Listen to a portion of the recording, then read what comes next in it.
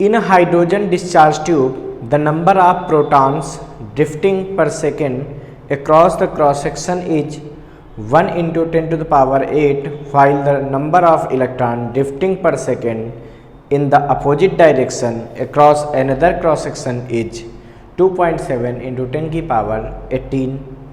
Find the current flowing in the tube. If the voltage applied across the tube is 220 volt, find the effective resistance of the tube. Okay.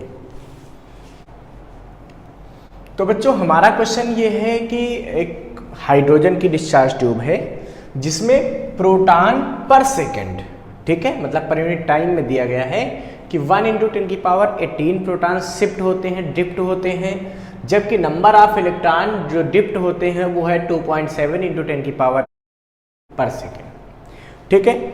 इसका मतलब जो proton है वो इधर negative and की तरफ आते होंगे, ये प्रोटॉन है, ये आ रहे हैं इधर, ठीक है।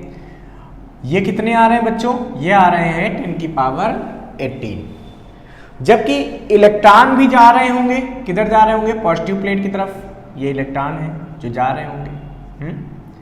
कितने इलेक्ट्रॉन जा रहे हैं बच्चों, ये जा रहे हैं 2.7 इंटू 10 की पावर 18 इलेक्ट्रॉन एक सेकेंड, ठीक है।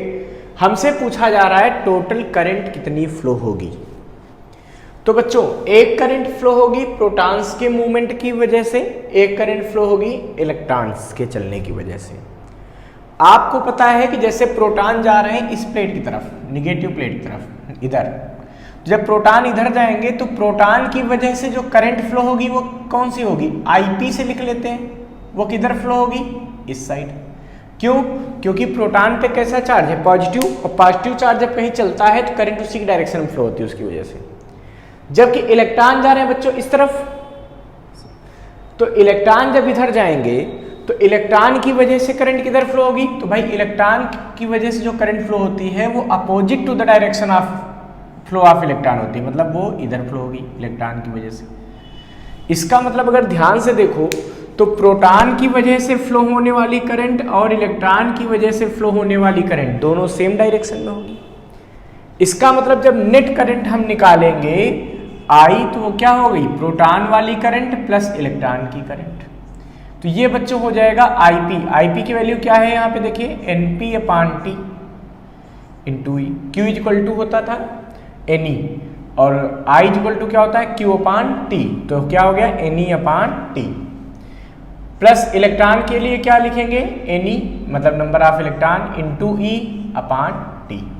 यहाँ पे कौन सा फार्मूला लगाया बच्चों, आई इक्वल टू होता था क्यू अपान टी और क्यू इक्वल टू क्या लिख दिया हमने, एनई, तो एनई अपान टी लगाया। तो प्रोटॉन के लिए एनपी इंटू ई अपान टी और इलेक्ट्रॉन के लिए एनई इंटू ई अपान टी।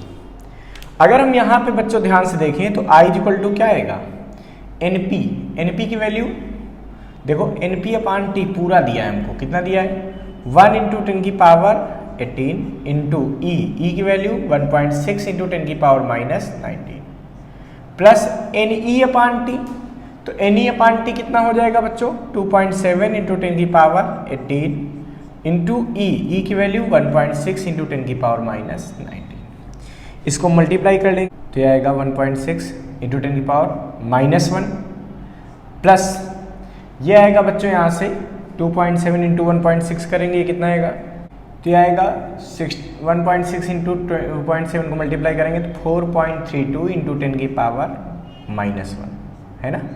देखो 10 की पावर 18 माइनस 10 की पावर 19, तो ये ऐसे आ जाएगा।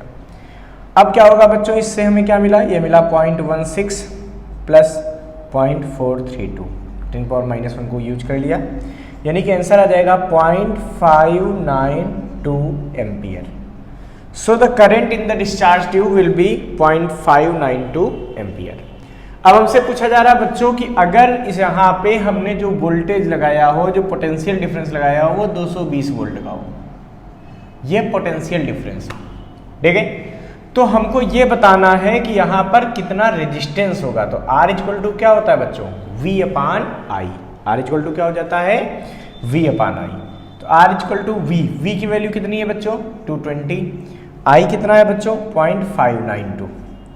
जब इसको आप सॉल्व करेंगे तो डिवाइड करने पर यहां पर बच्चों बचेगा 372 ohm. So the resistance of the cathode, ये hydrogen discharge tube is 372 ohm and current will be 0.592 ampere. इसको फटाफट नोट कर लीजिए बच्चों।